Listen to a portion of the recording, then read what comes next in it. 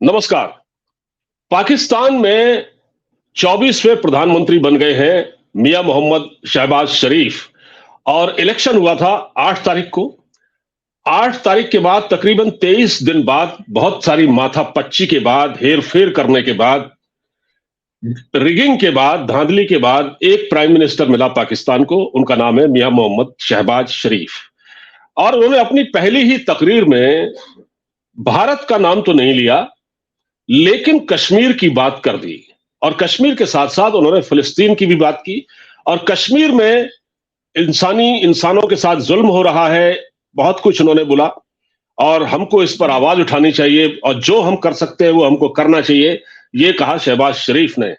लेकिन इस बार उन्होंने भारत का नाम नहीं लिया, लेकिन जब आपने कश्मीर का जिक्र कर दिया तो भारत का रिएक्शन उसमें आना लाजमी है। दूसरी ओर हमारे प्रधानमंत्री नरेंद्र मोदी ने भी कल शहबाज शरीफ को बधाई दे दी ट्विटर पर। कहा कि आपको बधाई हो।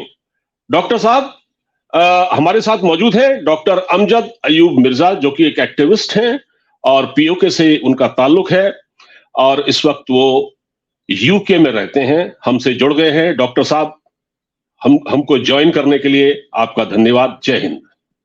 जय हिंद। आपका भी बहुत शुक्रिया बुलाने का। Thank you. डॉक्टर साहब, मैंने आपको ये बताया कि मियां मोहम्मद शहबाज शरीफ ने भारत का नाम नहीं लिया, लेकिन कश्मीर की बात कर दी और पाकिस्तान भारत से रिलेशन भी ठीक करना चाहता है।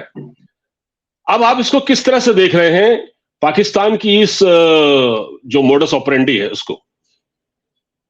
देखें, पाकिस्तान भारत से ताल्लुकात बेहतर करना चाहता है या शहबाज शरीफ वजीर आजम बन गया तो वो करना चाहता है। ये ताल्लुकात जब कहते हैं ना बेहतर करना चाहते हैं तो इनकी नजर इंडिया के पैसे पे होती है, इनकी नजर इंडिया की मंडी पे होती है, इनकी नीयत जो है उसमें खोट होता है। ये एक तरफ ये कहते हैं कि भारत के साथ ताल्लुकात बेहतर करने हैं, तो कैसे बेहतर करोगे जब तुमने भारत की टेरिटरी पे कब्जा किया हुआ है, जब 70 लाख भारतीय नागरिक जो है वो तुमने जंगी कैदी बना के रखे हुए हैं पीओजे और गिलगित बल्तिस्तान में, तो ताल्लुकात तो फिर बेहतर नहीं हो सकते ना। दूसरी बात यह है कि शहबाज शरीफ ने अपनी तकरीर में कहा कि कश्मीर में बड़ा जुल्म हो रहा है और खून बह रहा है और ये हो रहा है और वो हो रहा है, और उसका मुआवजा उन्होंने किया गाजा से, जिस पे हमें बड़ा गुस्सा आया। इसलिए कि मैं आपको ये बताऊं कि 5 मार्च को हमने चौथी बड़ी जनरल स्ट्राइक की है पाकिस्तानी ऑक्युपाइड जम्मू कश्मीर में, और 5 मार्च ये अभी जो गुजरी है इस पे कोई शहर ऐसा नहीं है पीओजे का जहां पे मुजाहरे नहीं हुए और जलसे नहीं हुए। और मुजफ्फराबाद में जो जलसा हुआ है उसमें जॉइंट अवामी एक्शन कमेटी जो है उसने ऐलान किया है कि बीच में रमजान आ गया है तो रमजान में जरा लोग अपना रमजान गुजार लें।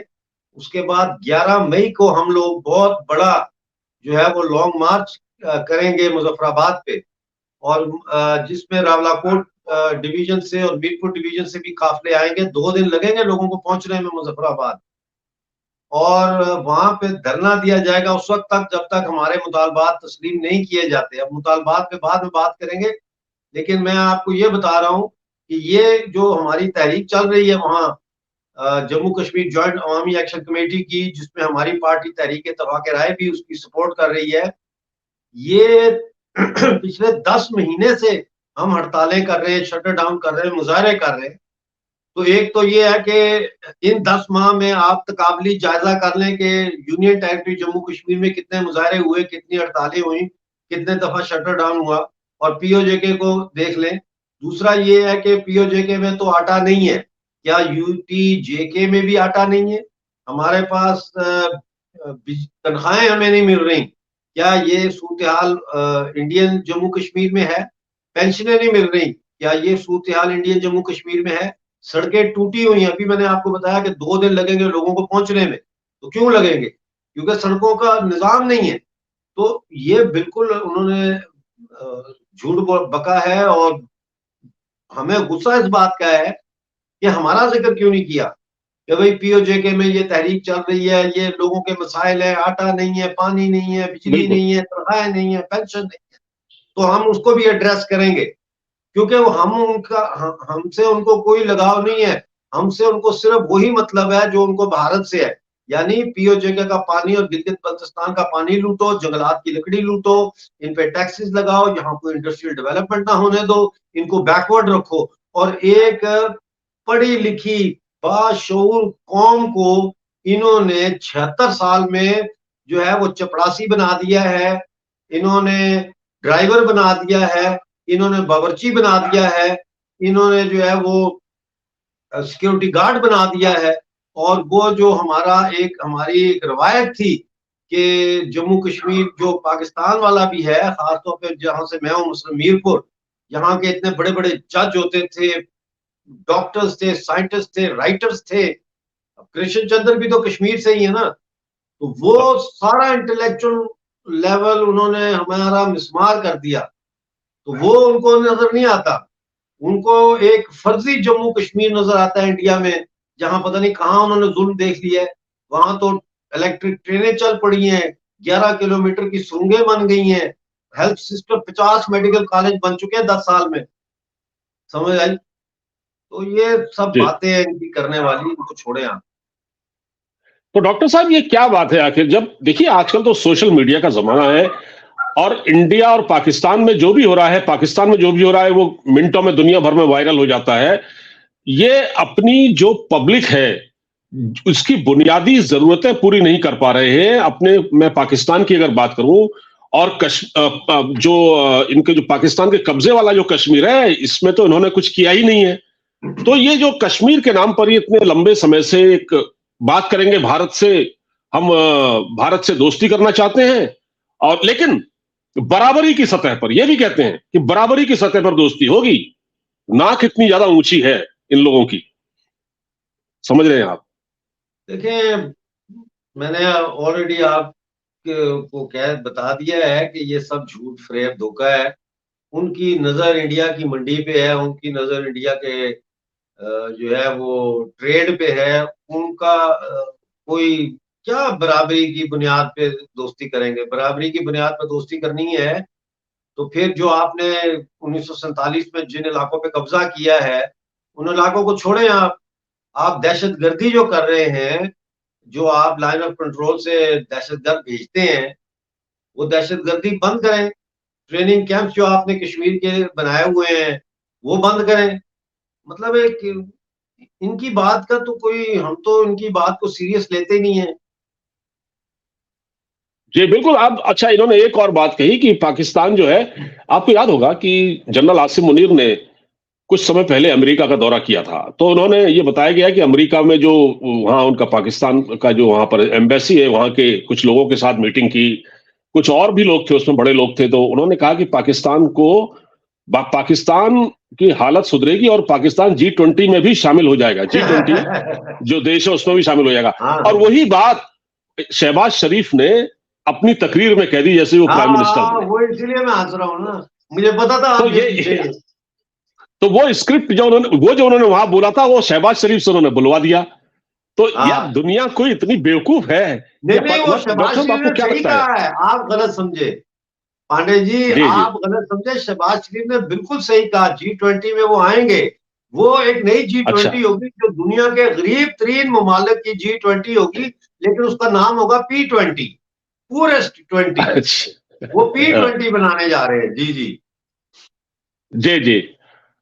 अच्छा डॉक्टर साहब, जिस तरह से पाकिस्तान में अभी मैंने पिछले दिनों देखा कि एक लड़की थी जिसकी टी शर्ट पर एक अरबी भाषा में कुछ लिखा हुआ था, हाँ जी। हल्लू कुछ लिखा हुआ था, जिसका हलवा। अर्थ होता है खूबसूरत।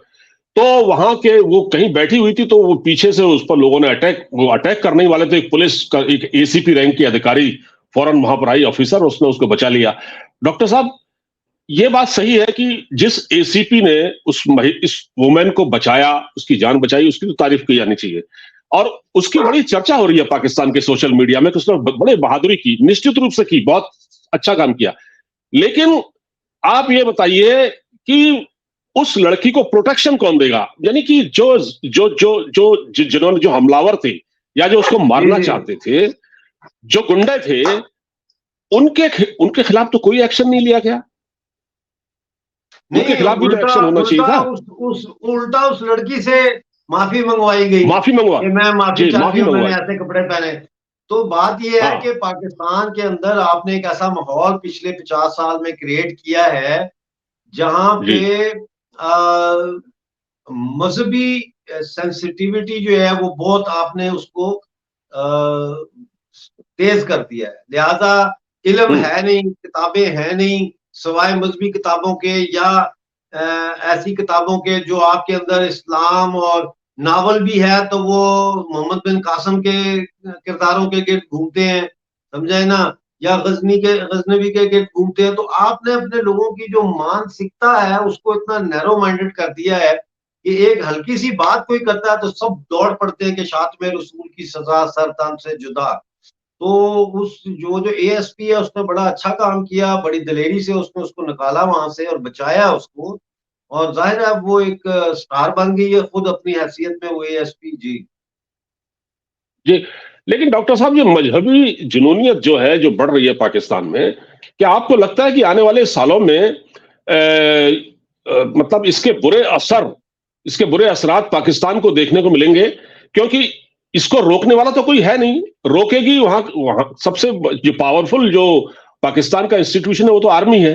तो बाकी पॉलिटिशियन वगैरह की तो कोई हैसियत है नहीं वहां, तो रोकेगा कौन इसे? क्या ये आने वाले समय में ये रुकेगा या ऐसे ही ये बढ़ता नहीं चला रुक जाएगा? सकता, ये देखिए नहीं जी रुक सकता। इस किस्म का जो पूरा, ये सिर्फ मानसिकता की बात नहीं है ना, ये जो है पूरा जो आपका स्टेट का स्ट्रक्चर है अराउंड इस्लाम, पाकिस्तान हम्म इस्लाम का किला है, पाकिस्तान का मतलब क्या, ला इलाहा इल्लल्लाह। इस हम्म मानसिकता को तोड़ने के लिए ग्रास रूट लेवल पर जब तक एक अवामी तहरीक नहीं उठती, और वो अवामी तहरीक जो है वो एक सियासी मैनिफेस्टो लेकर आगे नहीं बढ़ती, डेमोक्रेटिक रेवोल्यूशनरी मैनिफेस्टो लेके आगे नहीं बढ़ती और इनसे टकराती नहीं है और इस रियासत को पाश पाश करके नए सिरे से जो है वो एक जमहूरी रियासत कायम नहीं करती, सेकुलर रियासत कायम नहीं करती, ये नहीं हो सकता। मैं आपको मिसाल देता हूँ कि 1970 की दहाई में जब ये नारा लगाते थे जमीयत वाले, पाकिस्तान का मतलब क्या, ला इलाहा इल्लल्लाह, तो हम लोग उनके मुकाबले में नारा लगाते थे पाकिस्तान का मतलब क्या, रोटी कपड़ा और मकान, रहने को घर छोटा सा। ये हम नारा देते थे लोगों को शऊर करने के लिए कि पाकिस्तान का मतलब ला इलाहा कैसे हो गया। पाकिस्तान का तो मतलब ये है कि हर शख्स को रोटी मिले, कपड़ा मिले, मकान मिले, घर मिले छोटा सा जिसमें वो जिंदगी गुजार सके, राइट। तो ये फिलहाल तो मुझे कोई ऐसा नजर नहीं आ रहा, क्योंकि पाकिस्तान के अंदर आप कोई ऐसी पार्टी नहीं है जो इस रियासत का मुकाबला करने के लिए जिसने गली मोहल्ले के लेवल तक स्टडी सर्कल्स चलाए हों या तंजीम साजी की हो, और तो उसके बगैर अवाम अगर निकलती भी है तो वो एक मॉब है, वो एक अनार्की की तरफ जाएगी, वो पॉलिटिकल चेंज की तरफ नहीं जा सकती जी। डॉक्टर साहब, मतलब फिर तो आप, अगर आप ये कह रहे हैं, तो फिर जो लोग ये कहते हैं कि पाकिस्तान के हालात कब सुधरेंगे, खुद पाकिस्तानी ही कहते हैं कि हमको बिल्कुल जैसा भारत में हो रहा है हमारे वहां क्यों नहीं हो रहा है, हमारे वहां क्यों रिफॉर्म नहीं हो रहे हैं। तो पाकिस्तान में तो रिफॉर्म की गुंजाइश ही नहीं है। जब गुंजाइश ही नहीं है तो पाकिस्तान आने वाले 75 सालों में भी यही है, ऐसा ही रहेगा। इसका मतलब तो ये है बहुत लोग अच्छी घरों से बात निकलेंगे की नहीं। है आपने, ये बहुत अच्छी बात की है आपने कि पाकिस्तान में तो रिफॉर्म की गुंजाइश ही नहीं है। यही हम भी कह रहे हैं ना कि पाकिस्तान जी। में रिफॉर्म की नहीं रेवोल्यूशन की जरूरत है, इस्लाहात की नहीं इनकलाबात की जरूरत है। तो ये हम्म चलेगा जब तक कि वो हम्म नहीं होता, रिफॉर्म रेवोल्यूशन में तब्दील नहीं होती, वो मानसिकता के इनकलाब चाहिए। तो ये जो लोग आ रहे हम्म। हैं, शहबाज शरीफ आ रहा है या इमरान खान आ रहा है, ये तो इस्लाहात की बात करते हैं ना, यहाँ से ठीक कर देंगे वहां से ठीक कर देंगे सब सही हो जाएगा। नहीं होगा सब सही। तो देखते हैं कि अब ये कितने दिन चलती है सरकार। बहुत सही कहा आपने। सरकार क्या डॉक्टर साहब, सरकार तो जो है 6 महीने 8 महीने से ज्यादा चलती दिख नहीं रही है मुझे। आपको क्या लगता है कि मरियम पंजाब संभाल लेंगी? मरियम उन्होंने तो नवाज पंजाब पंजाब संभाल लेंगी? वो तो पंजाब की वजीर आला से ज्यादा लगता है कि पंजाब में एक नया थानेदार आ गया है। कभी स्कूल में जाके टीचरों को डांट रही हैं, कभी अस्पतालों में जाके हाँ स्टाफ को डांट रही हैं और ये दिखा रही हैं कि मुझे बड़ा, मैं जनाब बड़ी रिफॉर्म करने लगी हूँ और ये करने लगी हूँ, वो करने लगी हूँ। तो मरियम नवाज के पास एडमिनिस्ट्रेटिव एक्सपीरियंस नहीं है। पॉलिटिकल एक्सपीरियंस तो हमारे सब कॉन्टिनेंट में 4 तकरीरें जलसों में की हो तो पॉलिटिकल एक्सपीरियंस तो आ ही जाता है ना। हम इंडिया, हाँ हाँ पाकिस्तान, हाँ, जी जी। बांग्लादेश, श्रीलंका, लेकिन एडमिनिस्ट्रेटिव हम्म। उनका एक्सपीरियंस नहीं है। फिर वो जो कॉपी कर रही हैं मोदी का जो इकोनॉमिक प्लान है, उसको हाँ बैकअप उसका करने के लिए पंजाब के पास सरमाया ही नहीं है और इंतहाई अहमक खातून है। मैं आपको एक मिसाल देता हूँ ना, मैं खामखा किसी को अहमक नहीं कहता। देखें, जी जी। मरियम नवाज ने आके दूसरे या तीसरे दिन उन्होंने हुक्म जारी किया कि 8 लाख असला लाइसेंस जो है वो कैंसल है। उन्होंने बैक ओ, जुम्बश कलम 8 लाख असला लाइसेंस कैंसिल कर दी। अच्छा, उसकी उनकी तावील ये है कि भाई दहशतगर्दी का मुकाबला करने के लिए असला खत्म कर दिया। मैं इससे इत्तेफाक नहीं करता और मैं समझता हूं कि ये बिल्कुल गलत है। इसके दो मनफी असरात पड़ेंगे। पहला तो ये पड़ेगा कि जो पंजाब को रेवेन्यू आता था पर weapon 20 to 50,000 depending upon the strength of the weapon, वो पर वेपन 8 लाख दफा को आप 20 से और 8 लाख को आप 50 से मल्टीप्लाई कर लें तो वो जो फिगर आएगी उतना रेवेन्यू पंजाब का तो गया सीधा सीधा बैक जुम्बिश कलम। ठीक है।